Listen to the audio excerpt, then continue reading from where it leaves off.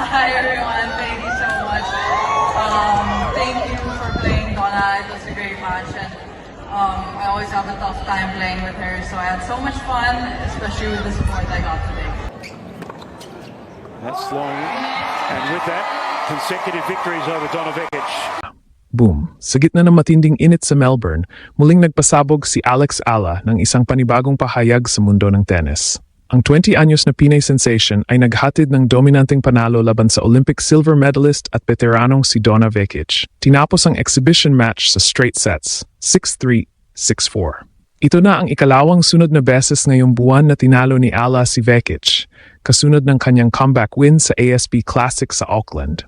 Sa pagkakataong ito, mas buo ang kumpiyansa, mas matalas ang galaw, at mas ramdam ang kanyang pagangat bilang lehitimong puwersa sa WTA Tour. Hindi naging madali ang laban. Naharap si Ala sa isang world-class veteran na sanay sa pressure ng Grand Slams at Olympics, habang siya naman ay sariwa mula sa pagpasok sa WTA Top 50 at pasan ang bigat ng pagdadala ng bandila ng Pilipinas sa international stage. May mga sandaling ramdam ang tensyon at kaba, ngunit nanaig ang kanyang tapang at talino sa laro. Sa pamamagitan ng solid ground strokes, matalinong drop shots at mas pulidong serve, kinontrol niya ang laban at unti-unting sinupil ang karanasan ni Vekic. Ang crowd ay naging bahagi ng kwento, kung saan ang malakas na suporta ng mga Pinoy fans ay nagmistulang home court advantage. Ginawang mini Manila ang Melbourne. Umani ng malakas na alon ang panalong ito sa buong mundo. Online, bumuhos ang papuri sa composure at fighting spirit ni Ala, habang nagsilbi itong inspirasyon sa mga batang atleta na nangangarap. Hindi lang ito simpleng panalo, kundi isang malinaw na pahayag na si Alex Ala ay patuloy na umaakyat at handang hamunin ang malalaking pangalan. Habang papalapit ang Australian Open, mas tumitibay ang paniniwala ng isang bansa na mula sa mga dating pagsubok, unti-unti nang hinuhubog ang isang makasaysayang pamana. Abangan ang susunod na kabanata. Dahil nagsisimula pa lang ang laban, sa gitna ng electric atmosphere sa Koyong Lawn Tennis Club sa Melbourne, muling nagpasabog si 20-anyos na Alexandra Ala ng isang statement win matapos talunin si Donna Vekic ng Croatia sa straight sets, 6-3, 6-4. Hindi ito simpleng rematch. Isa itong malinaw na dominasyon. Ilang araw pa lang ang nakalilipas mula sa kanyang dramatic 3-set comeback win laban kay Vekic sa ASB Classic sa Auckland, ngunit sa pagkakataong ito, walang binigay na puwang si Ala. Nilinis niya ang laban-laban sa isang Olympic silver medalist at Grand Slam tested veteran. Pinatunayan na ang dating powerhouse ay biglang naging underdog sa harap ng isang umaangat na Pinay star. Malinaw ang conflict ng laban nito. Isang career-defining moment para kay Ala laban sa isang veteranong sanay sa pinakamalalaking entablado ng tennis.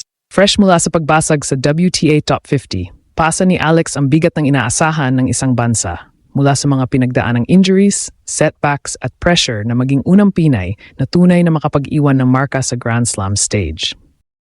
Yeah, I'm feeling good. I want to say this is the best I've ever played. I think I'm in a good moment, so I really hope to keep the momentum going, keep working hard, and hopefully things will align for me. Ngunit sa halip na kaba, agresyon ang ipinakita niya. Malinis na ground strokes, eksaktong drop shots, at matibay na serve ang naging sandata niya upang kontrolin ang bawat rally. Sinubukan mang bumawi ni Vekic gamit ang lakas ng kanyang forehand. Palaging may sagot si Ala, tahimik ngunit walang kapagurang pinabaligtad ang momentum. Lalong uminit ang laban dahil sa crowd na todo suporta. Bumuhos ang enerhiya ng mga Pinoy fans. Ang sigawan ng Alex ay umalingaw-ngaw sa buong venue, ginawang parang home court ang Melbourne. Ang dating exhibition match ay naging emosyonal na laban ng puso at bayan, kung saan ramdam ang pressure sa panig ng veterana at ang lakas ng paniniwala sa panig ni Ala. Umalingaw-ngaw ang panalong ito sa buong tennis world. Back-to-back wins laban sa isang decorated pro ay hindi na aksidente kundi malinaw na pahayag. Online, sumabog ang papuri sa composure at fighting spirit ni Ala habang ang mga Pilipino sa iba't ibang panig ng mundo ay nagdiwang na parang pamilya. Mula sa heartbreak ng mga nakaraang taon, ngayon ay malinaw ang direksyon, pag-asa, momentum at isang bansang muling naniniwala. Papasok ang Australian Open, dala ni Alex Ala hindi lang ang galing kundi ang pangarap ng isang buong bansa. At ito, malinaw, ay simula pa lamang. Ramdam ang hilaw at sumasabog na emosyon matapos ang huling punto na nagtapos sa score na 6-3, 6-4. Hindi lang nanalo si Alex Ayala, pinakawalan niya ang isang sigaw na sumalo sa lahat ng sakit, pagod at dangal ng bawat Pilipinong sanay lumaban bilang underdog. Sa Koyong Lawn Tennis Club, nagmistulang dagat ng bandila at hiyawan ng crowd. Dumagsa ang mga Pinoy fans, ginawang parang home soil ang exhibition match at pinago ang Melbourne na tila naging Manila sa loob ng ilang oras. Ang enerhiya ng diaspora, ang sigaw ng kanyang pangalan, at ang walang sawang suporta ay nagtulak kay Ala sa bawat mahirap na rally na para bang sabay-sabay ang tibok ng puso ng isang bansa sa bawat forehand winner niya. Sa online world, mabilis na kumalat ang tuwa at paghanga. Pinuri ang kanyang composure sa ilalim ng pressure at ang fighter spirit na lalong tumibay kahit mas bata siya kaysa sa kanyang kalaban. Para sa marami, naging inspirasyon siya ng mga batang nangangarap at ang dating shock ay naging kolektibong selebrasyon ng Pinoy pride.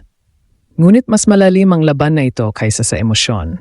Isa itong muling pagtubos para kay Ayala, dala ang bigat ng mga nakaraang heartbreak, injuries, at ang responsibilidad na maging mukha ng Filipino tennis laban sa isang Olympic silver medalist na veterano. Ang panalo ay patunay na ang Auckland comeback ay hindi tsamba, kundi simula ng pagdating niya sa mataas na antas. Umalingaw-ngaw ang epekto nito sa buong tennis world. Dalawang sunod na panalo laban sa parehong elite opponent ay malinaw na pahayag ng consistency at tapang. Mula sa mga neutral fans hanggang sa kapwa-atleta, kinilala ito bilang isang statement. Ito ang comeback core na buhay na buhay, mula sa mga sugat ng nakaraan patungo sa pag-asang dala ng Grand Slam dreams. Habang papalapit ang Australian Open, dala ni Alex Ayala ang momentum, ang paniniwala ng isang bansa, at ang apoy ng isang mas malaking pamana na nagsisimula pa lamang. Sa huli, ang tagumpay ni Alex Ayala ay higit pa sa isang panalo sa scoreline. Ito ay simbolo ng kanyang paglampas sa mga pagdududa, sa mga sugat ng nakaraan at sa bigat ng inaasahan ng isang buong bansa. Sa bawat sigaw ng crowd at bawat palakpak, malinaw na hindi na siya nag-iisa. Kasama niya ang milyon-milyong Pilipinong muling naniwala na kaya nating makipagsabayan sa pinakamalaking entablado ng mundo. Ang dalawang sunod na panalo laban sa isang veteranong Olympic medalist ay hindi aksidente kundi patunay ng consistency, maturity, at tapang ni Alex sa ilalim ng matinding pressure. Ipinakita niya na ang kanyang composure at fighting spirit ay hindi basta emosyon, kundi produkto ng disiplina at walang sawang paghahanda. Para sa tennis world, isa itong malinaw na mensahe na may bagong pangalan na dapat bantayan. Habang papasok siya sa Australian Open main draw, dala ni Alex ang momentum at kumpiyansa na bihira sa isang 20 anyos. Anuman ang kahinatnan, nagsimula na ang mas malaking kuwento. Isang kuwentong puno ng pag-asa, tapang at posibilidad. Para sa Pilipinas, ang panalong ito ay paalala na ang pangarap ay totoo. At ang kasaysayan ay pwedeng isulat ng isang Pinay sa gitna ng world stage.